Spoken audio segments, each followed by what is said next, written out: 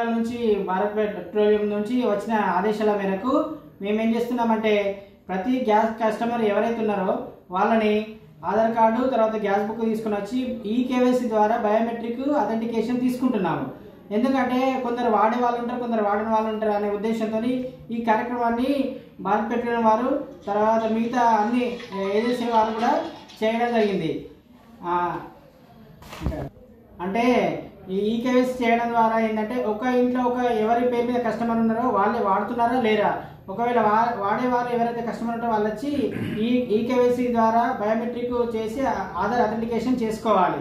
ఒకవేళ 2 కనెక్షన్లు 3 కనెక్షన్లు ఉన్న వాళ్ళు కూడా ఇది వెరిఫికేషన్ అయిపోతుంది. కాబట్టి మాకు పైనుంచి వచ్చిన ఆదేశాల ప్రకారం మేము ఈ కేవైసీ చేస్తున్నాం.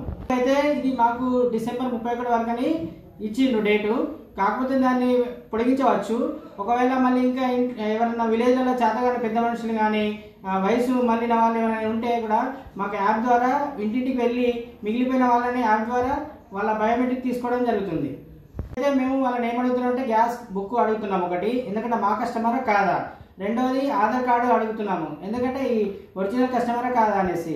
ఇవి తీసుకొని వచ్చి ఒకవేళ వాళ్ళకు బ్యాంక్ ఉన్నదా లేదా కన్ఫర్మేషన్ కోసం బ్యాంక్ జిరాక్స్ కూడా అడుగుతాం. అన్ని జిరాక్స్లే అడిగి చెక్ చేసి వాళ్ళ ఈ కేవైసీని బయోమెట్రిక్ ద్వారా తీసుకుంటున్నాం.